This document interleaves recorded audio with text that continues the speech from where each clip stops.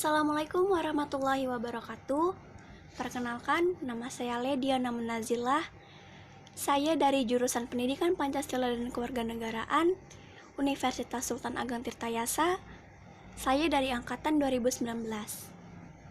Nah, pertama saya akan menjelaskan mengenai pengertian dari hukum internasional. Hukum internasional adalah keseluruhan peraturan, norma hukum, atau sebuah asas-asas yang dimana di dalamnya ini untuk mengatur hubungan antar negara-negara atau juga lembaga-lembaga internasional. Pengertian hukum internasional juga dapat diartikan sebagai sebuah hukum yang mengatur antara negara satu dengan negara yang lain, negara satu dengan organisasi yang lain. Nah, yang dimana hal tersebut menimbulkan antara hak dan kewajiban terhadap negara-negara atau lembaga-lembaga organisasi yang bersangkutan. Menurut Muhtar Kusumaatmadja, beliau telah membedakan pengertian antara hukum internasional publik dan hukum perdata internasional. Nah, hukum internasional publik ini merupakan keseluruhan kaidah atau asas-asas yang membahas mengenai hubungan atau persoalan yang melintasi batas negara atau hubungan internasional yang bukan bersifat perdata. Sedangkan hukum perdata internasional ini merupakan keseluruhan kaidah dan asas-asas hukum yang mengatur hubungan perdata yang melewati batas negara. Nah, dengan kata lain, hukum yang mengatur hubungan hukum antara para pelaku hukum ini masing-masing harus tunduk kepada hukum perdata nasional yang berlainan. Nasional ini pasti memiliki peran dan fungsinya terhadap negara-negara di dunia ini. Nah, hukum internasional ini dimaksudkan untuk menciptakan suatu perdamaian di dunia ini, menciptakan keamanan, kerjasama, atau pada hal yang lebih spesifik lagi. Nah, selain itu juga dengan adanya hukum internasional ini mewujudkan keseimbangan kepentingan antara negara-negara lain dan penilaian terhadap berbagai bentuk pelanggaran hukum internasional. Dewasa ini ada peran yang dapat dimainkan oleh hukum internasional dalam menangani persengketaan. Nah, yang pertama, hukum internasional ini berperan menjalin hubungan baik atau menjadi penengah antara negara-negara yang bersengketa. Nah, yang kedua, hukum internasional ini memberikan aturan-aturan pokok kepada negara-negara yang bersengketa untuk menyelesaikan konflik yang sedang dihadapinya. Selanjutnya, hukum internasional ini memberikan pilihan-pilihan kepada negara-negara yang bersangkutan dalam sengketanya tersebut. Nah, dalam hal ini, hukum internasional memberikan berbagai cara, prosedur untuk bagaimana mereka menyelesaikan konflik yang sedang dihadapinya itu. Nah, yang terakhir, tentu saja hukum internasional ini tidak menganjurkan negara-negara yang bersengketa tersebut untuk menyelesaikan konfliknya dengan cara berperang.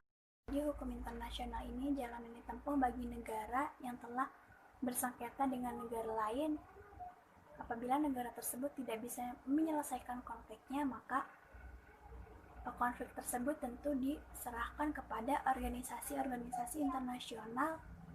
Nah, Indonesia juga pernah mengalami satu kasus yang dimana suatu kasus tersebut melibatkan organisasi tersebut, yakni pada kasus Pulau Sipadan dan Pulau Ligitan.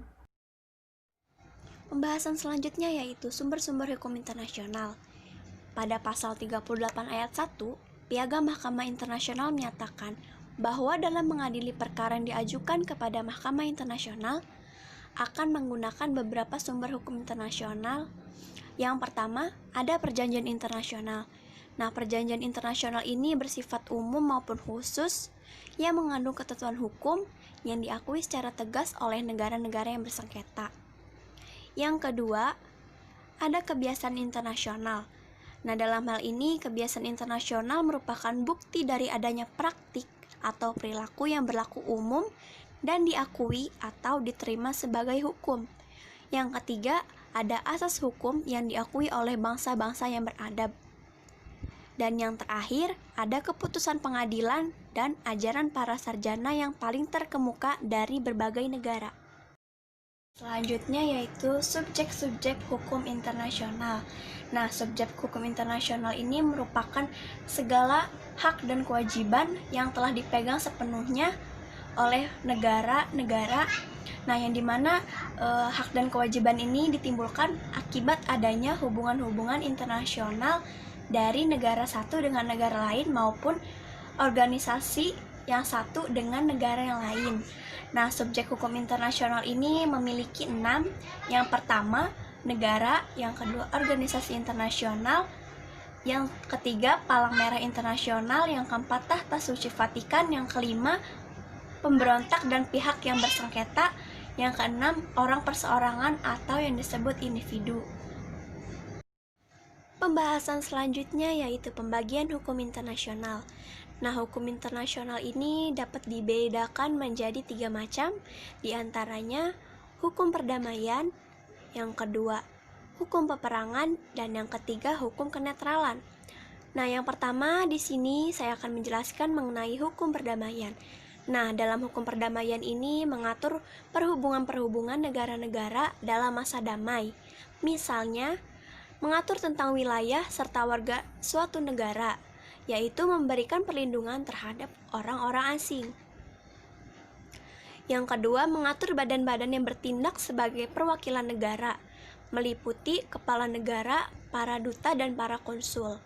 Yang ketiga, membentuk tentang cara membentuk, memberlakukan, serta menghapuskan traktat, dan masih banyak yang lainnya. Yang kedua yaitu hukum peperangan. Dalam hukum peperangan ini mengatur hubungan antar negara-negara yang telah berperang atau yang sedang berperang. Antara lain, yang pertama, bagaimana cara memperlakukan tawanan perang. Yang kedua, perlakukan terhadap dokter dan juru perawat. Yang ketiga, perwakilan. Keempat, mata-mata.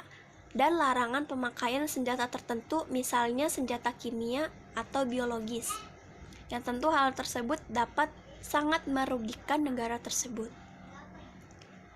Nah, yang terakhir yaitu hukum kenetralan. Dalam hukum ini mengatur tentang hubungan antar negara-negara yang tidak turut berperang netral dan negara-negara yang sedang berperang antara satu dengan yang lain.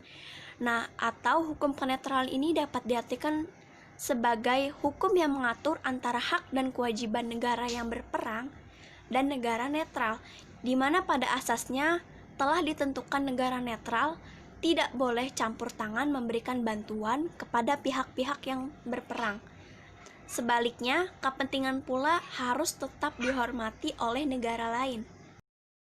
Organisasi pertama dalam hukum internasional ini yang pertama ada Perserikatan Bangsa-Bangsa, yang dimana PBB ini telah dibentuk pada tanggal 26 Juni tahun 1945, tepatnya didirikan di San Francisco, Amerika Serikat.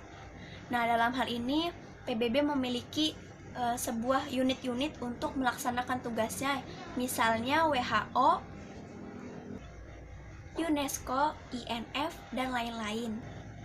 Nah, organisasi yang kedua yaitu ada Mahkamah Internasional, dan yang terakhir ada Sekretariat, yang dimana dalam sekretariat ini mengurusi segala berkas-berkas atau dokumen yang berkaitan dengan hukum-hukum internasional yang disebabkan oleh adanya hubungan-hubungan internasional antara negara satu dengan negara lain maupun negara dengan organisasi internasional.